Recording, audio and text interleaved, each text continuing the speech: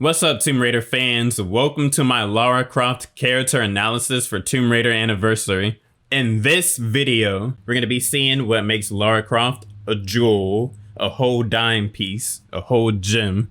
What makes this character poppin', that type stuff. Let's get into it. Being an inquisitive person, we can see that Lara Croft is ambitious to find the natural curiosities of the world's wonders, which are fueled by her father's research. It seems like Lara was true to her ambition because she might not have found a Yeti, but she found Bigfoot.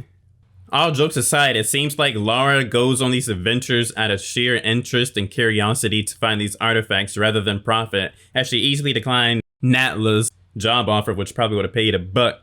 I only play for sport. But as soon as she mentioned that she was studying ancient artifacts that her father was researching, she was with it. How quickly can you get to Peru?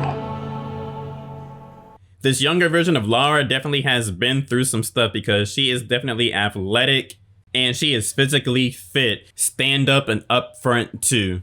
Go check out my Tomb Raider Legend character analysis videos to figure out more about her origins. Anyways, it seems like Lara is not rocking when it comes to anybody standing in the way of her goals. If she got to put the paws on the jaw, she's gonna let it happen. She's also not afraid to intimidate you to the point where she's threatening to take your life. You might not want to make this cookie mad before you end up with Fi all in your eyes. There's definitely a hint of aggression there when you really look at what's going on, and it definitely seems like she's done this before. Don't really know for sure, it's just speculation, but it seemed like it.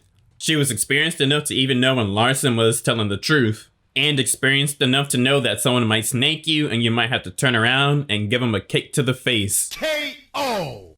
It seems like Lara's skills, knowledge, and execution are so elite to the point where it makes Natalia send some people to go backstab Lara and go kill her before she runs off with the Scion. Now it's up to you. Not that I'm complaining, boss, but what makes you so sure she's not gonna bring it back herself? Lara would never part with the Scion. She's far too obsessed with it, just like her father. It seems Lara's intuition is so high. Instead of just having Natla snake her, she evades Natla and goes to her office and uses her own stuff to go get leads for the other fragment of the Scion. That should have been a whole level high key. And also, how does Lara know how to do all this stuff? What are your origins and what were you doing before all this? During her whole journey in this game, a crucial moment happens when Pierre tells Lara that this job is not worth to die. Pieces of the Scion. That's not a price I'm prepared to pay.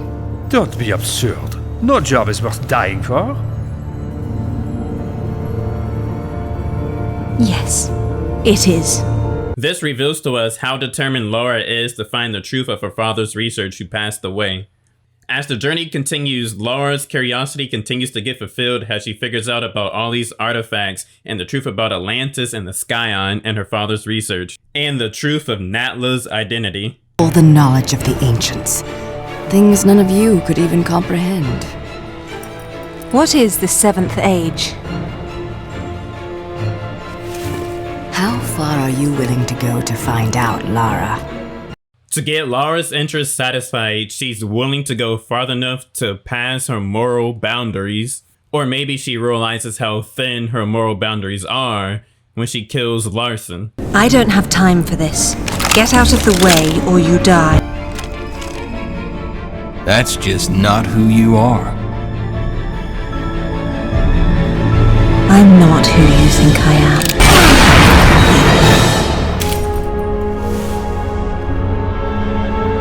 After committing her first kill, Lara immediately uses the fact that she did that as leverage to get the thugs to try to get out of her way. But one of the thugs actually tells her about a feeling you get when you continuously kill people, and it leaves her a little bit sickened. Unless you want to end up like Larson, get out of my way. It's so good, isn't it? Gets even better. You can't explain it to people. They have to feel it. During these character analysis, I actually realized that sometimes there's usually a lot of similarities between the protagonist and antagonist. Natla actually tells Lara that you have to sacrifice for your dreams. What are a few lives to sacrifice for your dreams?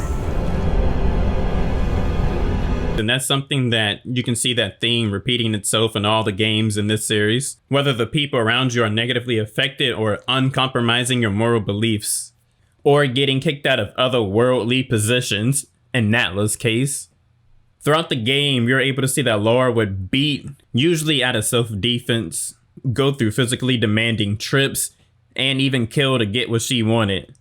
Plus all the years of research you must have put in to find out all this stuff. Plus, Lara said she would even die for it. We can assume that Natla did a whole bunch of stuff to find out about the Scion too, since she's been kicked out of Atlantis for about 1,000 years. Probably ordered hits on a whole bunch of people too. She probably got a cemetery of all the people she killed. We can see both characters would do the most to get what they want, even if they have to kill. Natla seeing all of Lara's attributes and accomplishments, and using her to find the Scion, tells her motivations and offers her a position. What is it you desire, Natla? It takes 3 to rule. Tihocan and Qualopec were too weak to destroy what stands in the way of the 7th Age. But you have the strength to claim this seat beside me. With all Lara's attributes, I definitely think that she's a good candidate for that. Looking at Lara, Natla sees the same characteristics that she has inside of Lara. Blood on your hands! Do you believe it was spilled for the good of all man? Or for your own selfish desire? Look inside yourself, Lara. Your heart is as black as mine! Natla, recognizing Lara's goals and ambition, tries to use that to manipulate her to take her offer. But Lara, recognizing the situation, denies the fulfillment of her ambitions and goals and decides to actually break the Scion, leading to her to never figure out about the capabilities of the Scion or her father's research regarding that. This is what you've been searching for. The answers you've sought your entire life are within the Scion. Everything you've done has led you to this place. You're here because you belong here, Lara. This is madness.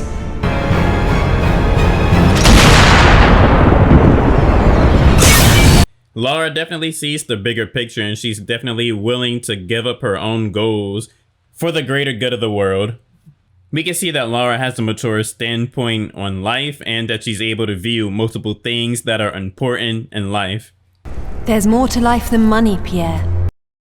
Seems like Lara had intentions to gain some knowledge on this journey, but instead she ended up playing for sport until the very end. This is one of many journeys that Lara had, and we can see how this journey molded her character in the future games. So if you haven't seen my Tomb Raider Legend character analysis, go check it out. I ain't gonna say it again. These reasons make Lara a jewel in Tomb Raider Anniversary. This game had cool characters. It's actually wild when you look at Natla's feat. Like, she's been waiting for 1,000 years to get the Scion, so she's probably been trying to learn how to work in human society and having to manipulate people.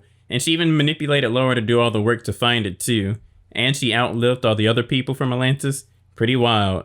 If you like content like this, subscribe to the channel. It's Perkspective, and you guys already know what I'm about to say. Vibe out.